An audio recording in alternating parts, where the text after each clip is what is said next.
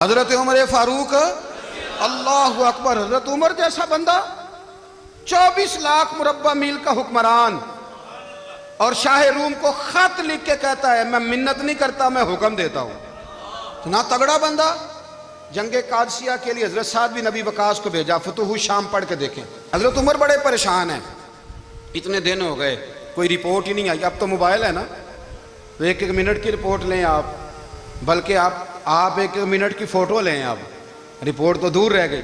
حضرت عمر فاروق رضی اللہ تعالیٰ عنہ بڑے پریشان ہیں کہ قادسیہ میں حضرت سعد بن ابی وقاص کے ساتھ لوگ جہاد کرنے گئے، رپورٹ کوئی نہیں آ رہی۔ اتنے پریشان تھے کہ باہر نکل کے نا اس رستے پہ بیٹھ جاتے جو رستہ قادسیہ کی طرف سے آتا تھا، اس جو بھی آتا جاتا پوچھتے جنگ کے کیا حالات ہیں۔ ادھر جب اللہ نے فتح دے دی نا، تو حضرت سعد بن ابی وقاص رضی اللہ تعالیٰ عنہ نے نا ایک قاصد کو خط دے کے بھیجا، کہنے لگے عمر کے پاس جاؤ، انہیں اطلاع دو کہ الحمدللہ اللہ نے اسلام کو فتح عطا کر دی۔ یہ حضرت عمر کو جا کے دینا، وہ بڑے پریشان ہوں گے۔ وہ جو اس زمانے میں اس طرح ہوتا تھا کہ کئی دور دور سے صحابہ جو دوسرے شہروں کے ملکوں کے رہنے والے ہوتے تھے، وہ بھی آ کے شامل ہو جاتے تھے جہاد میں۔ کوئی ایک دفعہ مدینے آیا، کوئی 2 دفعہ آیا، پھر اپنے اپنے علاقوں میں بہت سارے لوگوں نے زیادہ دفعہ حضرت عمر کو دیکھا بھی نہیں تھا۔ وہ جو قاصد خط لے کے آیا تھا نا، اس نے ایک آدھ دفعہ دیکھا تھا، حضرت عمر بوڑھے ہو گئے، وہ پہچانتا نہیں تھا۔ میری بات کی سمجھ آ رہی ہے آپ حضرات کو؟ ادھر سے وہ خط لے کے آ گیا۔ حضرت عمر مدینے سے باہر نکل کے اس روڈ پہ بیٹھے تھے جو قادسیہ سے آتا تھا۔ جب وہ اس آدمی کو آتے دیکھا تو حضرت عمر اٹھ کے کھڑے ہو گئے، فرمانے لگے قادسیہ سے آ رہے ہو؟ وہ کیا کہتا ہے؟ پھٹے پرانے کپڑے، ٹوٹے ہوئے جوتے، سر پہ پرانی پگڑی۔ کہنے لگے غلام مدینے کے رہنے والے ہو؟ حضرت عمر کہنے لگے ہاں مدینے کا ہوں۔ کہا میں قادسیہ سے آیا ہوں، الحمدللہ اللہ نے اسلام کو فتح دے دی ہے، الحمدللہ کفر کی کمر ٹوٹ گئی ہے۔ اس نے یہ بات کر کے تو گھوڑے کو ایڑی لگائی، گھوڑا دوڑنے لگا مدینے کے، حضرت عمر بھی ساتھ ساتھ دوڑ رہے۔ فرمانے لگے اچھا بتاؤ خالد بن ولید کا کیا حال ہے؟ تھوڑا آگے جا کے فرمانے لگے اسامہ بن زید کیسے ہے؟ وہ کہتے ہیں ٹھیک ہے۔ پھر اس نے اور گھوڑا، عمر ساتھ ساتھ دوڑ رہے ہیں، ساتھ ساتھ 24 لاکھ مربع میل کا حکمران، ایک جوتا پیر سے نکل گیا، عمر دوڑ رہے ہیں۔ آگے جا کے پوچھتے ہیں سعد بن ابی وقاص کا کیا حال ہے؟ کہا حضور وہ بھی ٹھیک ہے۔ کتنے لوگ میرے شہید ہو گئے مسلمانوں میں سے؟ کہنے لگا صحیح گنتی کا نہیں پتا، یہ لفظ ادا ہوتے ہوتے مدینے کی سرحد آ گئی۔ لوگوں نے عمر کو گھوڑے کے ساتھ دوڑتے دیکھا تو کہا امیر المومنین کیوں دوڑ رہے ہیں؟ وہ غلام چھلانگ لگا کے نیچے آیا، قدموں میں بیٹھ گیا، کہنے لگا حضور آپ نے بتایا ہی نہیں آپ امیر المومنین ہیں۔ آپ فرمانے لگے کیا بتاتا؟ میں تو اونٹ چرانے والے کا پتر ہوں، کیا بتاتا؟ وہ عمر ہوں جس نے اپنے گناہوں کا حساب دینا ہے، کیا بتاتا؟ جو سعد بن ابی وقاص کو جہاد پہ بھیج کے خود بزدلوں کی طرح گھر میں بیٹھا ہے، کیا بتاتا؟ کوئی حیثیت نہیں، کوئی تار۔ تو نے اچھا کیا، تو مجاہد تھا، مجھے ساتھ ساتھ دوڑایا، تو نے اچھا کیا۔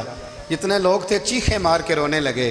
حضرت فاروق اعظم سے کہنے لگے عمر جب تک تیرے جلوے رہیں گے اللہ کامیابیاں ہی عطا فرمائے گا، جب تک تیرا رنگ رہے گا اللہ تعالیٰ نوازتا ہی رہے گا۔ کچھ نہیں، کبھی اپنا آپ ظاہر ہی نہیں کیا۔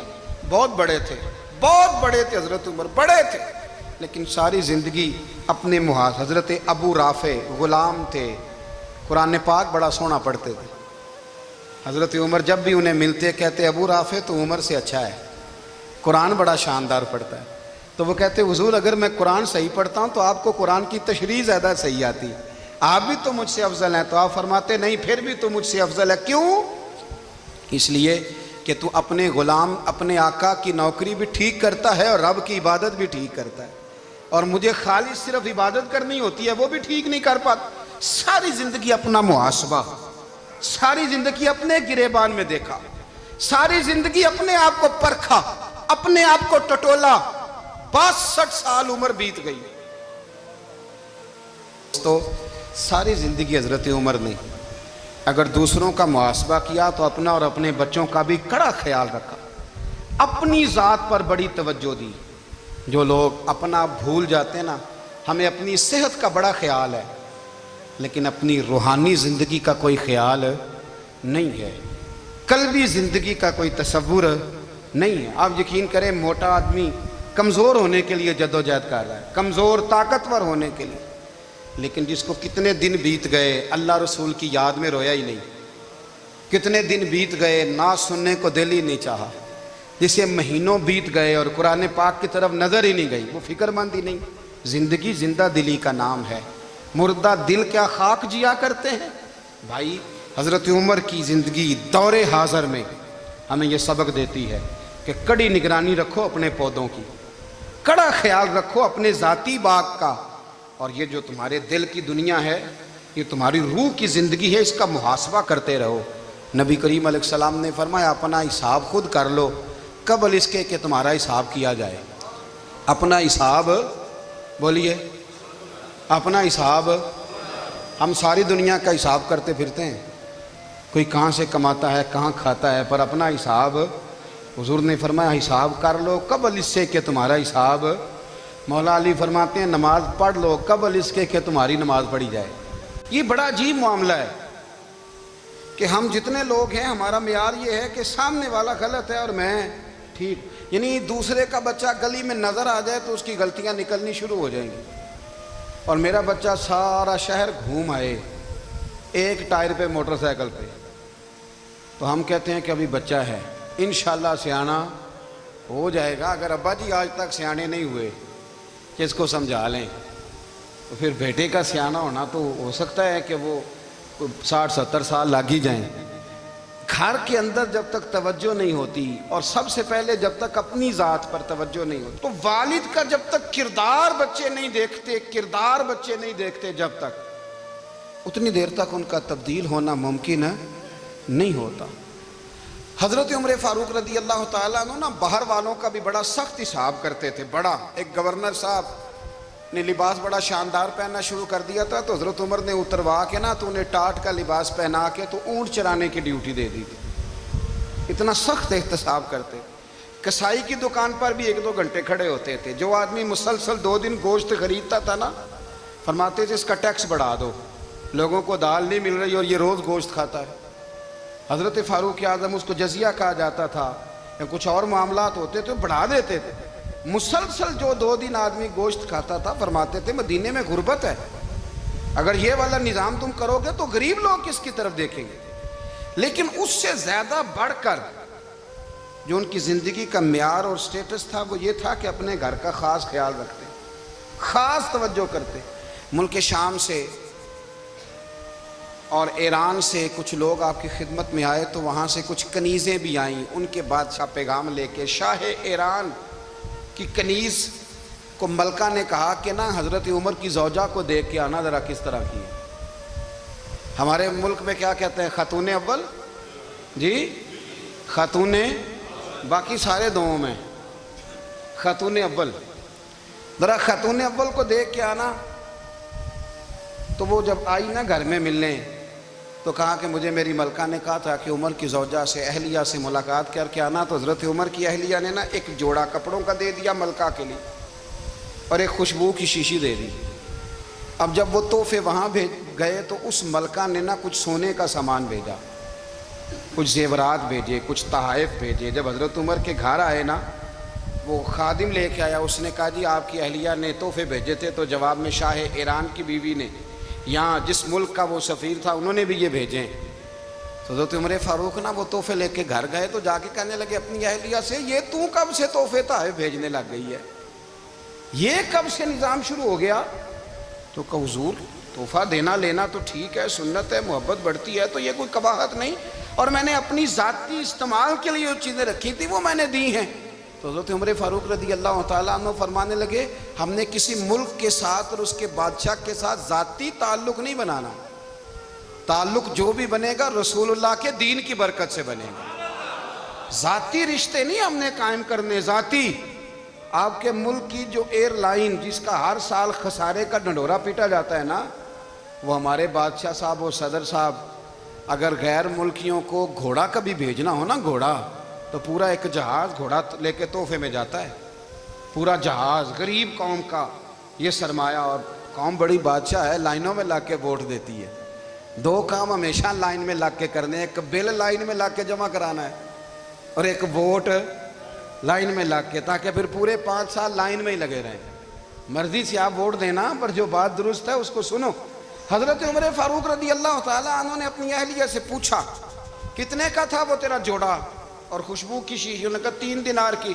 فرمایا یہ 3 دینار تیرے اور باقی جو تحفے آئے ہیں وہ تو خود کہہ، چونکہ اس نے تیرے نام بھیجے ہیں، تو کہہ کہ میں مال غنیمت میں دیتی ہوں، تو کہہ میں مسلمانوں کو کہہ۔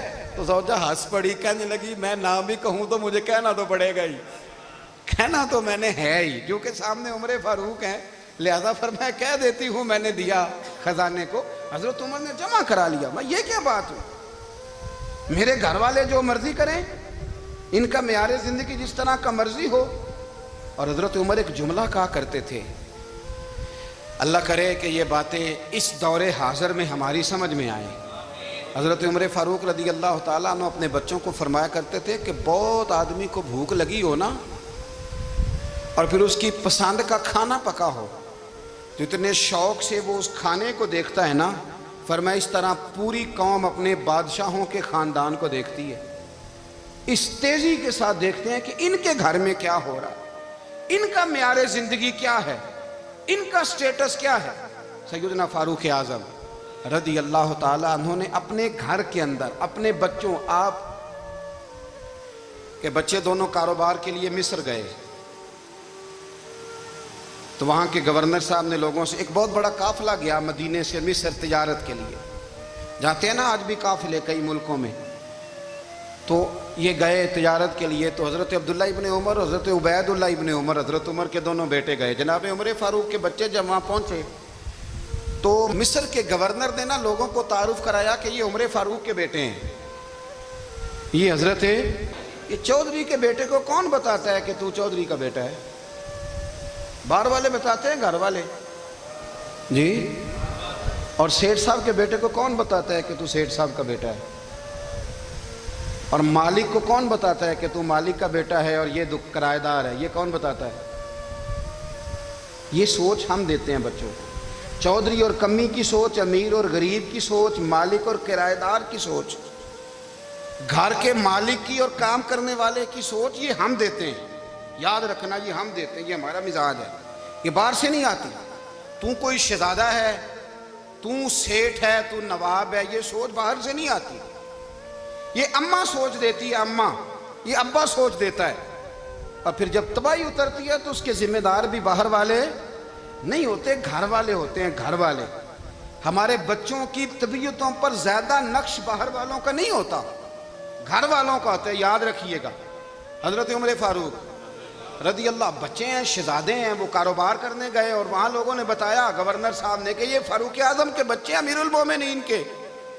لوگوں نے ان سے زیادہ مال خریدا، تجارت میں زیادہ نفع ہوا، ظاہر ہے کہ وہ آپ کے جو اللہ خیر کرے حکمران ہیں، ان کے کاروبار کتنے ملکوں میں ہیں، کس بنیاد پر ہیں؟ وہ صرف اس بنیاد پر کہ وہ حکمران رہے، ان کے لیے آسان تھا بڑے لوگوں سے تعلقات بنانا۔ حضرت عمر فاروق رضی اللہ تعالیٰ عنہ کے بچے ڈھیروں مال کما کے جب واپس آئے نا، تو حضرت عمر سے آ کے بچوں نے بطور محبت کا، ابا جی اللہ نے بڑا ہی فضل کیا ہے، بڑا مال کمایا الحمدللہ، یہ دیکھیں کتنا نوازا ہے۔ تو حضرت عمر کہنے لگے سارے قافلے نے اتنا ہی کمایا ہے؟ سارے قافلے نے اتنا ہی کمایا ہے؟ کہ حضور نہیں، سارے قافلے نے اتنا نہیں کمایا، سب کو اتنا نہیں ملا۔ وہ تو وہاں گورنر صاحب نے لوگوں کو تعارف کرایا تھا کہ یہ عمر کے بچے ہیں، تو لوگوں نے پھر ہم سے بڑا ہی خریدا۔ تو حضرت عمر فرمانے لگے ٹھیک ہو گیا، میں بات سمجھ گیا ہوں، اس طرح کرو جو تمہاری اصل زر تھی نا، جو راز تھی، وہ رکھ لو اور باقی سارا مال مال خزانہ میں جمع کرا دو، اس لیے کہ یہ تم نے تجارت نہیں کی، یہ تم نے اپنے باپ کا نام بیچا ہے، یہ تم نے امیر المومنین کے بیٹے ہونے کا فائدہ اٹھایا ہے۔ فرمایا یہ تمہارا نہیں حق، یہ مسلمانوں کا ہے، اس لیے کہ یہ مال تم نے محنت سے نہیں کمایا، یہ باپ کی کرسی کا فائدہ اٹھایا ہے۔ اور فرمایا اگر تم نے مال جمع نہ کرایا تو میں مال بھی لے لوں گا زبردستی اور کوڑے بھی ماروں گا، ڈبل سزا دوں گا، مرضی سے جمع کراؤ گے تو کوڑوں سے بچ جاؤ گے۔